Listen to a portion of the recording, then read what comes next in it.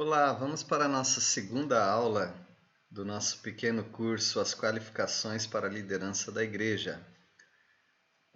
Qualificações estas que estão baseadas em 1 Timóteo capítulo 3 e também Tito capítulo 1. Falamos que o conteúdo do nosso curso teríamos algumas questões, algumas definições, a real necessidade de liderança na igreja, outras considerações, as qualificações propriamente ditas e uma conclusão.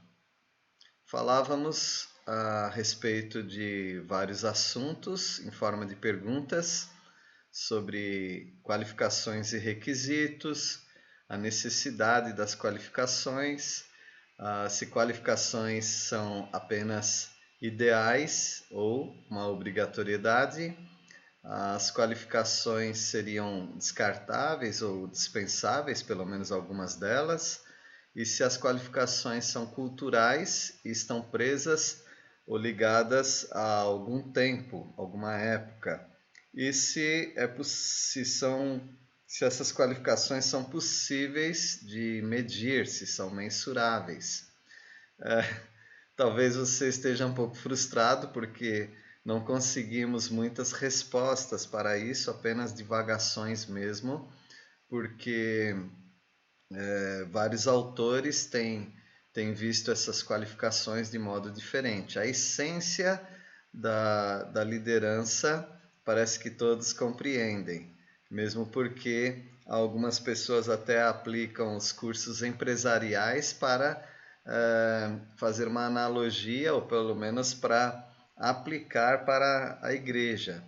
E eu acho que destoa um pouco, porque para ser um empresário, para ser um funcionário, um executivo, requer-se sim algumas qualificações, ditas essas como requisitos.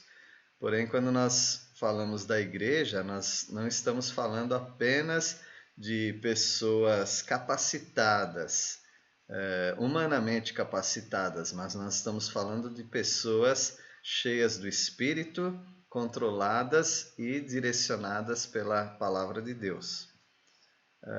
Então, se você ficou um pouco frustrado, não se desanime, nós ainda vamos tecer mais comentários a respeito do próprio texto e vamos falar de algumas definições. Nós temos aqui 5 definições, breves definições, é verdade, mas definições importantes que podem nos tirar de algumas confusões.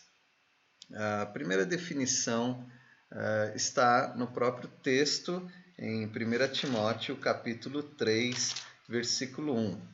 Eu gostaria então que você prestasse atenção nesse texto, ou que você também acompanhasse 1 Timóteo capítulo 3, versículo 1. Diz assim: fiel é a palavra, se alguém aspira ao episcopado, excelente obra almeja. Episcopado, nós temos a palavra bispo, que vem da palavra episcopê, que quer dizer um inspetor, um supervisor. Uma pessoa que tem uma supervisão, uma pessoa que consegue olhar de cima, talvez tenha esse aspecto. Uma pessoa que consegue fazer uma verificação, uma averiguação, uma inspeção, sim, carrega sim essas ideias. No nosso contexto, pelo menos o contexto brasileiro, a palavra bispo se tornou uma palavra clerical. Nós não estamos falando da igreja romana, nós estamos falando das igrejas evangélicas ou protestantes também. Esse termo ficou muito associado com o neopentecostalismo. É claro, algumas igrejas que não são neopentecostais, elas usariam esse termo. Os anglicanos, por exemplo, bispo, o bispado. Porém, alguns grupos têm usado esse termo para designar um pastor, um líder, com o título de bispo. Claro que alguns têm um título ainda superior, que seria o título de apóstolo. No entanto, nós estamos olhando para o texto em seu contexto, e naquela época era um termo que se usava inclusive para a sociedade de modo geral, alguns escalões militares, um supervisor, alguém que comandasse, alguém que inspecionasse, alguém que controlasse até um ambiente, uma organização, um regimento. Sendo assim, nós temos na igreja a necessidade de pessoas episcopando, ou seja, pessoas inspecionando, pessoas supervisionando. É muito importante isso porque nós reconhecemos essa necessidade, por exemplo, num supermercado, um supervisor de estoque, vendo se está faltando alguma mercadoria, um inspetor de qualidade, observando se na seção de frutas e verduras não tem coisas estragadas, coisas que não deveriam ir para o público, com o risco de perder, inclusive, clientes. Uma pessoa que coloca ordem na casa. Então, numa igreja, é necessário que tenha essa inspeção. Será que tem irmãos faltosos? Faltosos no sentido de frequência? Será que tem irmãos faltosos no sentido de integridade moral? Será que a nossa igreja está com uma estrutura dificultante para, por exemplo, pessoas de mais idade conseguirem entrar na igreja e sair da igreja sem um perigo de acidente? Será que tem uma rampa? Será que tem um corrimão? São coisas que pode-se fazer uma comissão para pessoas cuidarem dessa parte, porém é necessário que haja uma liderança que saiba o que está acontecendo na igreja. Agora eu falei de coisas físicas cotidianas, porém nós podemos ir para a parte mais espiritual, que é a parte que interessa para esses termos, ou seja, será que as pessoas estão compreendendo os ensinos da palavra de Deus? Será que há pessoas que estão praticando a palavra de Deus ou estão praticando outras coisas contrárias à palavra de Deus, que vai trazer um prejuízo espiritual para a vida delas próprias e também um mau testemunho para a igreja? Então o bispo, o presbítero, o pastor, o guia, né, da igreja é aquele que observa essas coisas e faz alguma coisa acontecer ou deixar de acontecer. A próxima definição é de presbítero. Gostaria que vocês atentassem para o fato de que nós não estamos falando de que a igreja tem que ter bispo e tem que ter presbítero. São sinônimos. São termos diferentes para a mesma função. São liderança espiritual da igreja. Então, o presbítero é o ancião.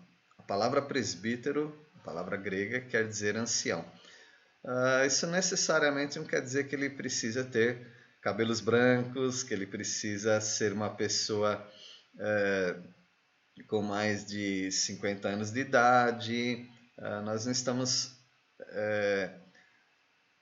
colocando uma idade para que alguém seja um líder, mas tem que ser uma pessoa experimentada da vida, experimentada no serviço de Deus, conhecedora das Escrituras. Isso não se faz com um adolescente. Nós pensamos que um líder de igreja é uma pessoa que já tenha alguns anos de igreja, uma convivência nos relacionamentos da igreja e uma intimidade com Deus e com a sua palavra. E isso leva muito tempo. Portanto, embora não estamos precisando qual é a idade, nós sabemos que é uma pessoa mais madura. Pastor. Então, nós temos o verbo pastorear para a igreja. O pastor mesmo como a função, nós temos para Jesus Cristo. Jesus Cristo é o supremo pastor. Quanto às demais funções de liderança, são bispos e presbíteros, ou anciões. O pastor é aquele que pastoreia. Então, eu realmente não ficaria discutindo a respeito de não usar o termo pastor. Eu acho que aquele que pastoreia é um pastor. Só lembrando que o supremo pastor é Jesus Cristo. Bispo, presbítero, pastor, guia. A palavra egiomai é um chefe, é um comandante. Leva a ideia também, ou carrega a ideia de juiz, aquele que julga. E nós temos um texto, na verdade 3 versículos em Hebreus capítulo 3, ou da onde tiramos essa definição, ou não a definição, mas o termo guia. Hebreus capítulo 13, versículo 7, lembrai-vos dos vossos guias, quais vos pregaram a palavra de Deus, e considerando atentamente o fim da sua vida, imitai a fé que tiveram. Guia é aquele que nos dirige de alguma forma aqui, através da pregação da palavra de Deus, através da fé, através do exemplo. Versículo 17, Hebreus 13, 17. Obedecei aos vossos guias e sede submissos para com eles, pois velam por vossa alma como quem deve prestar contas, para que façam isto com alegria e não gemendo, porque isto não aproveita a vós outros. O guia é uma pessoa que cuida, é uma pessoa que tem uma responsabilidade para com aquelas pessoas as quais ele está guiando. Ele tem que prestar contas, é o que o texto diz. Portanto, as pessoas que obedecerem, as pessoas que facilitarem a vida de um guia, vai ser bom para todo mundo, vai ser bom para a igreja, vai ser bom para a pessoa e vai ser muito bom também para o bispo, presbítero, pastor, o guia. Agora, um outro termo que não está ligado a bispo, presbítero e pastor ou guia são os diáconos. Nós temos 2 denominações no Brasil que usam termos distintos para a mesma função. A Igreja Presbiteriana usa o termo presbítero, que é a liderança espiritual da igreja.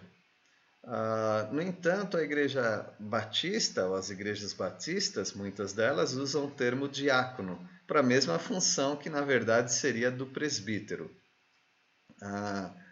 As igrejas presbiterianas usam o termo diácono para aquele que serve nas questões sociais da igreja.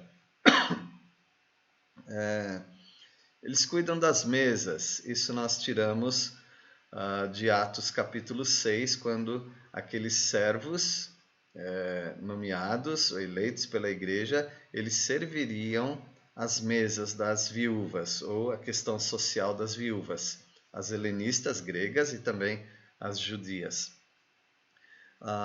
Eu entendo que o termo diácono não é para o trabalho espiritual da igreja.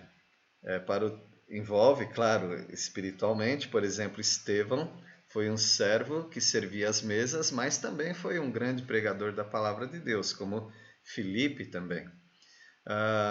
Mas esse termo está ligado para aqueles que ajudam nas causas ou nas obras sociais da igreja. Poderíamos dizer nos nossos dias, em havendo alguma necessidade, o diácono já está antenado, já está ligado para promover e para recolher uma cesta de alimentos na igreja, para ajudar aquela pessoa, aquele irmão da igreja que está desempregado, que está passando por alguma necessidade. Eu não sei quais seriam os melhores termos para usar, não é? Bispo, nós vamos ter alguma dificuldade atual, né, nessa terminologia. Presbítero, talvez, ou ancião, ou pastor. No entanto, também carrega-se hoje em dia aquela ideia de que há um pastor na igreja, ou uma igreja talvez de um porte maior, 2 pastores ou 3 pastores e os líderes da igreja. Vamos falar depois sobre pluralidade de liderança, mas nós não estamos falando que existe uma pessoa cuidando da igreja como um líder mor, como um sumo sacerdote. Não, todos são líderes da igreja e eles velam, eles cuidam da igreja na parte da palavra, da oração, do aconselhamento, na parte espiritual da igreja, contrastando com o diácono que cuida das mesas ou que cuida da parte mais social da igreja. Espero que você tenha gostado dessa nossa aula, que falamos sobre definições. Que Deus os abençoe e até a nossa próxima aula.